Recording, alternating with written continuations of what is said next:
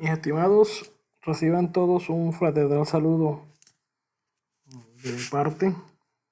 Eh, Voy a entregarles en esta video presentación el tema que habíamos tenido pendiente frente a las diferentes técnicas que utilizamos en la ingeniería industrial para esquematizar las operaciones y los procesos. Estamos pues siguiendo todas las directrices que a nivel nacional, departamental, municipal y al interior de la institución se han dado frente a las medidas preventivas en relación al virus, al coronavirus, al COVID-19.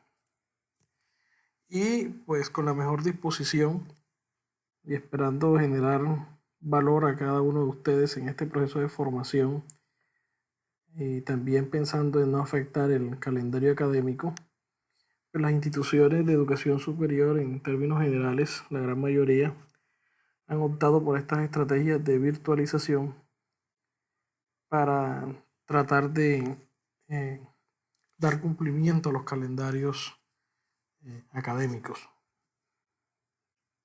Bueno, entonces, en primera instancia, una reflexión. Todos ustedes se encuentran en este momento en un proceso de formación como ingenieros industriales. Y la reflexión a la cual tenemos que acudir todos ante cualquier temática que analizamos dentro del currículo es mirar cuál es el impacto que eso tiene en el perfil del ingeniero industrial. Y en definitiva, pues, como lo hemos dialogado en varias ocasiones, el ingeniero industrial tiene una gran finalidad y es la de optimizar todos los procesos productivos o todos los procesos que en términos generales se presentan en una organización. Y como ustedes saben, pues esa optimización la obtenemos siempre mediante dos vías. Uno que es la primera vía, que es la maximización de todos los beneficios. Y la segunda vía, que pueden estar trabajando de la mano, es la minimización de todo lo que genere costos.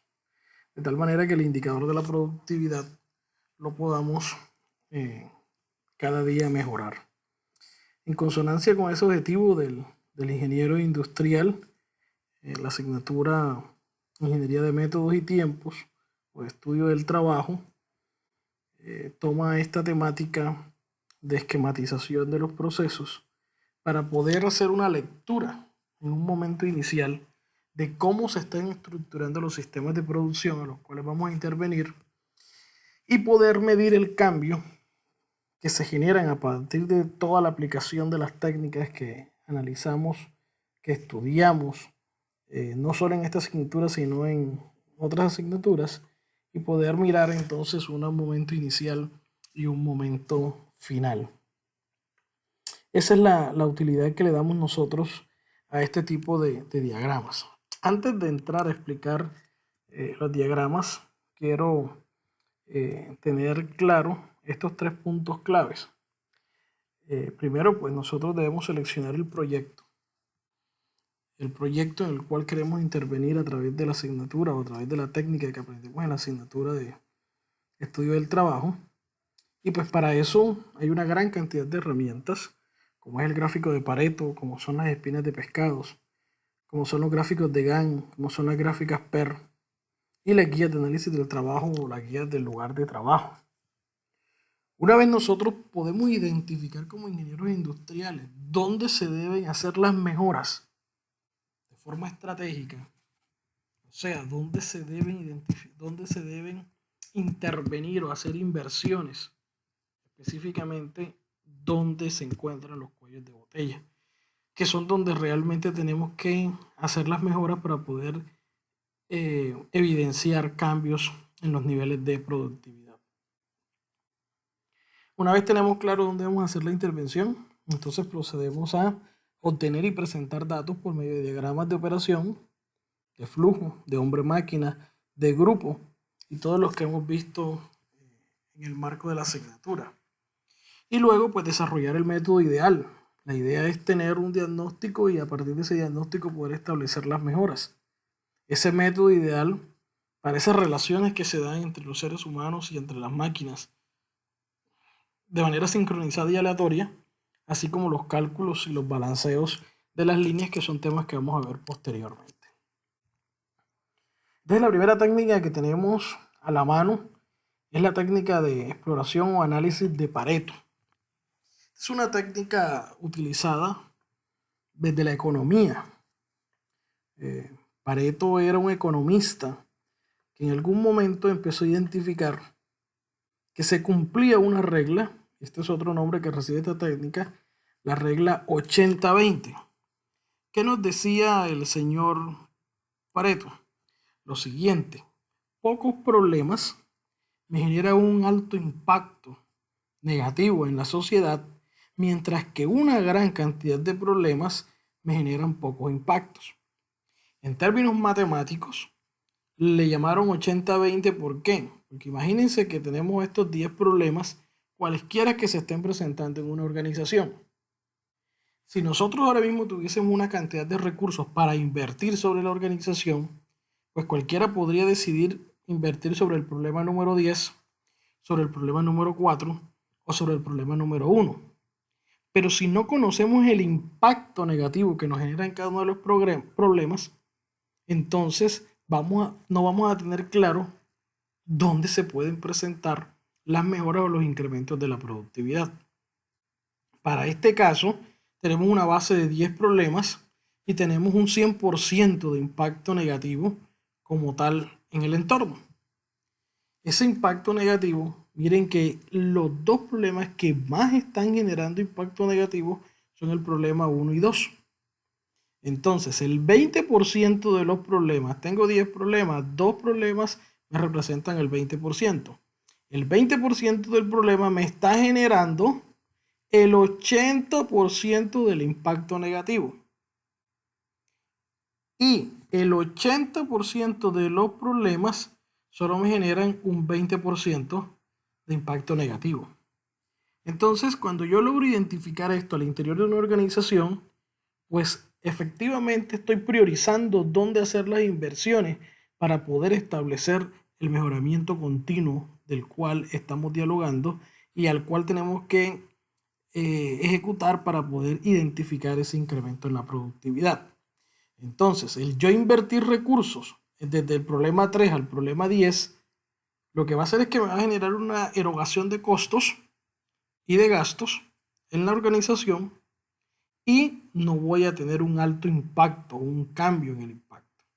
En cambio que si yo decido invertir sobre el mejoramiento que me genera los problemas 1 y 2, entonces ahí sí voy a poder identificar el cambio organizacional.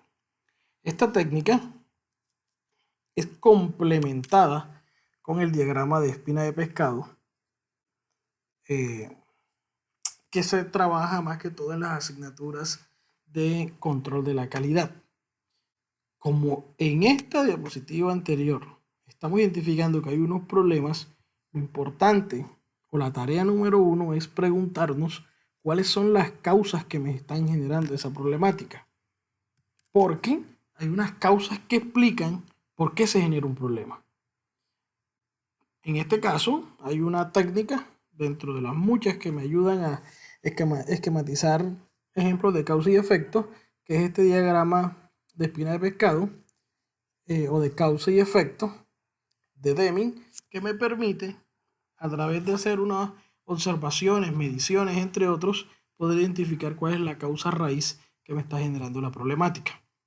Y particularmente este esquema que tienen en la diapositiva se denomina la técnica de las 6 M's. Si se dan cuenta, cada una de las puntas de esa espina de pescado inicia por una M. Entonces lo primero que tengo que preguntarme es, ¿mi problema se genera por un problema relacionado con el método de trabajo? O sea, con la forma como yo estoy haciendo el trabajo. y en la práctica tendría que desglosar cuál es el método e identificar causas más finitas relacionadas con el método. O la otra pregunta es cuáles son las causas relacionadas con el medio ambiente.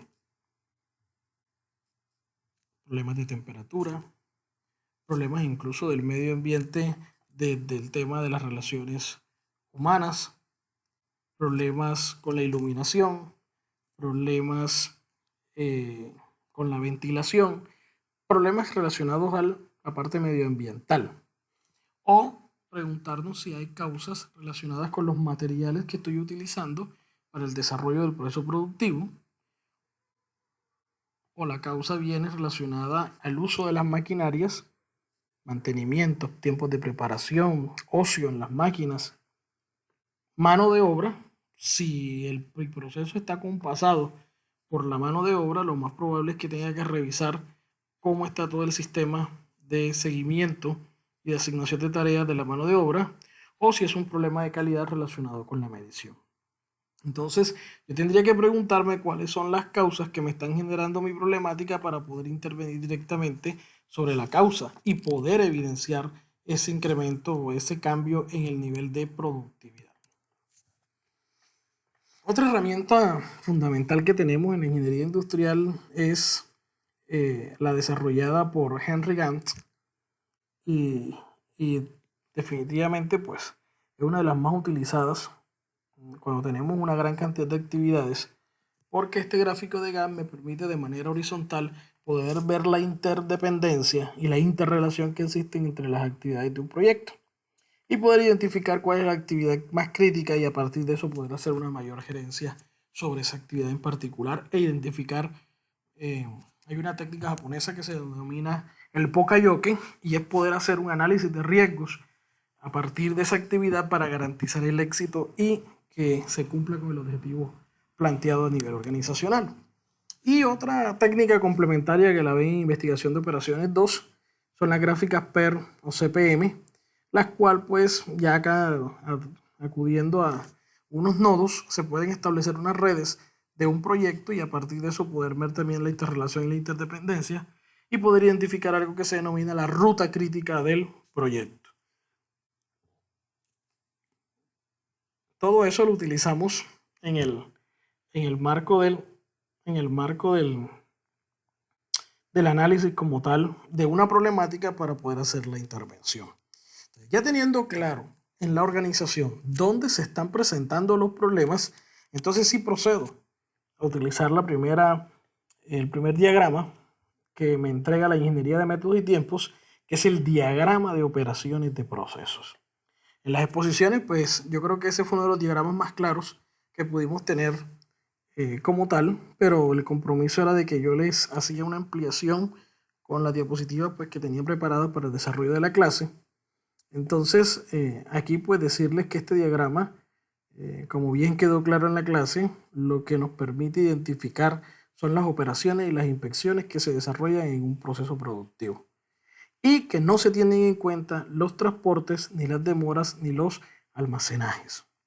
Lo que quiere decir es que en este diagrama podemos identificar cada una de aquellas actividades u operaciones que agregan valor de manera directa sobre el producto final, entendiendo que los transportes, las demoras y los almacenamientos, por lo general, lo que hacen es que incrementan los costos como tal del producto y no generan valor agregado. Caso que ya ampliamos en el desarrollo de la clase anterior. Ese diagrama como tal de operaciones se estructura de una manera cronológica de acuerdo al sistema productivo y de acuerdo al proceso y a la coherencia que deben existir en las operaciones. Y tiene algo muy particular y es que me permite identificar dónde se dan ensambles y subensambles con relación a la pieza principal de un proceso productivo. Como se pueden dar cuenta, por lo general este diagrama de operaciones de procesos se utiliza en procesos relacionados con la manufactura. Y en los servicios pues utilizamos otro tipo de diagramas. Se usan líneas verticales para indicar el flujo o el curso general del proceso mediante el proceso a medida que se realiza cada una de las operaciones del trabajo. Y recuerden que las líneas horizontales lo que me marcan son las entradas de materia prima, de tal manera que cada una de las líneas horizontales va a ser una materia prima, bien sea primaria o secundaria. Entonces, pues aquí tenemos un diagrama muy sencillo, muy didáctico sobre cómo hacer un guacamole, ¿sí?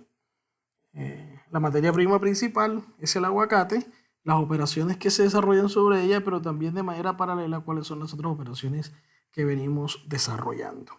Para este ejemplo en particular, no estamos haciendo enumeraciones ni tampoco estamos colocando los tiempos que se estiman que dure cada una de las actividades, pero lo recomendable es que podamos utilizar este diagrama para poder colocar enseguida tiempos de duración de cada una de las operaciones y a la vez que podamos tener claro cuál es el orden cronológico de las actividades. Lo que les puedo decir es que se confirma lo que la teoría nos dice con este ejemplo, que de manera horizontal van entrando cada una de las materias primas e insumos necesarios y de manera vertical se esquematizan cada una de las operaciones. En este caso, si quisiéramos hacer una enumeración, pues esta actividad tendría el número 1, esta el número 2, esta el número 3, esta el número 4 y me tocaría irme a la siguiente nivel 5, 6, 7, 8. Me tocaría irme al siguiente nivel y de esa manera pues estructurar cada una de las operaciones y organizarlas de manera cronológica. En este ejemplo, que ya es de mayor claridad y de una manera mucho más técnica, si podemos ver, fue uno de los ejemplos que socializó uno de sus compañeros en la clase, cómo se hace una mesa para teléfono. Y en esta podemos identificar pues que ya tenemos inspecciones en cada una de las líneas de proceso para garantizar la calidad del producto y además aquí están ya especificados cada una de las acciones que se hacen en pro del producto y la enumeración de manera cronológica. Entonces, ya con calma, estas diapositivas se las dejo yo también aquí en la plataforma y ya con calma ustedes pueden analizar en detalle cada una de estas actividades que se desarrollan y la forma como se estructura. En segunda instancia tenemos el diagrama de operaciones de proceso. Este diagrama de operaciones de proceso, miren la simbología que utiliza. Tenemos las operaciones y tenemos las inspecciones que ya mirábamos en el DOP anterior. Pero en este sí vamos a tener los transportes, las esperas, el almacenamiento y la operación combinada que también puede estar en el DOP, o sea, en el diagrama anterior. La operación combinada es cuando yo ejecuto una operación, pero a la vez eso implica algún proceso de inspección de manera implícita dentro del desarrollo de la actividad, de tal manera que estoy haciendo una actividad, pero a la vez estoy inspeccionando cómo está quedando esta actividad. Entonces, hay estas recomendaciones. En primera instancia, se puede utilizar cualquier hoja en blanco, colocando en la parte superior de este el nombre del proceso descrito. Segundo, se fija un lugar en la hoja con el componente principal o el chasis. Ya miraremos el ejemplo. A cada componente se le asigna un espacio a la izquierda del chasis según el orden cronológico que se ensambla este. Cuando dos o más componentes se unen, forman un subensamble y la unión de los componentes y su ensamble se listan en la secuencia adecuada, de arriba a abajo a lo largo de la línea vertical, y todas las operaciones e inspecciones realizadas sobre cada componente o su ensamble se listan en la secuencia adecuada. Toda la información relevante se debe colocar al lado de los componentes de tal manera que cualquiera persona que lea pueda tener claro como tal ese diagrama. Entonces, miren que a diferencia del anterior, ya sí tenemos un diagrama que me están esquematizando dónde están los almacenamientos, dónde se dan transportes, dónde hay demoras, dónde hay operaciones combinadas y dónde hay operaciones sencillas como tal. Esta es muy parecido al diagrama anterior, pero ya sí me esquematiza transportes, que lo ideal es que el transporte, el almacenamiento y las demoras están relacionadas todas con el tema logístico. Y recuerden que ustedes en Investigación de Operaciones 2 ven una gran cantidad de modelos matemáticos para tratar de minimizar los costos que se generan a partir de todas las actividades logísticas, bien sea en la logística de aprovisionamiento, bien sea en la logística interna o en la logística de comercialización. ¿Por qué? Por lo que habíamos comentado en el momento anterior, y es que por lo general esas actividades logísticas agregan poco valor y lo que sí agregan sustancialmente son costos de producción. El otro diagrama que tenemos es el diagrama de flujo. Bueno, antes de avanzar, también podríamos esquematizarlo en esta matriz, donde la estructura es colocar las actividades, se tienen los símbolos y simplemente se van colocando, bien sean los tiempos o las distancias que tenemos en cada una de las actividades que se desarrollan. Se siguen manteniendo operaciones, transporte, demora, inspecciones y almacenamiento, que son las actividades básicas. De esa medida tenemos el diagrama de flujo. Y el diagrama de flujo muestra el camino recorrido por un componente desde la recepción hasta la entrega final o hasta el embarque. Entonces lo que queremos aquí más bien es trazar la trayectoria de una disposición física de la planta. En este caso tenemos una planta de sacrificio de ganado, de cerdo. Y lo que miran toda cada una de estas líneas es el recorrido que desarrolla por cada una de las instalaciones de la planta, desde que entra hasta que sale como tal el producto final. Para esto es importante poder identificar dónde se presenta un tráfico cruzado, más que todo en las empresas donde hay vehículos guiados automáticamente o vehículos tradicionales en el proceso productivo. Pues hay que tener mucho cuidado con el tráfico cruzado, porque incluso se pueden presentar accidentes al interior de las plantas de producción. O lo otro que podemos identificar son los regresos, y es que la secuencia lógica que lleva el producto puede denotar que hay un problema en la distribución de plantas, recorridos en distancia, disminuirlos al máximo, y los procedimientos pues que también podemos mirar de qué manera se pueden simplificar. El diagrama de flujo se inicia con una disposición física actual propuesta a escala, o sea, un plano como tal de cada una de las instalaciones de la empresa.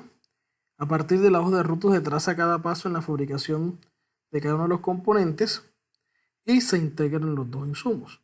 De tal manera que si tuviésemos un archivo en AutoCAD, tendríamos que activar varias capas para los diferentes tipos de productos que tenemos. Una capa principal donde estaría la distribución en plantas, y a partir de allí empezar a tener cada uno de los recorridos que siguen los productos, y luego superpongo cada una de esas capas y tendría como tal el resultado de un análisis de la distribución de cada uno de los productos en la planta de producción.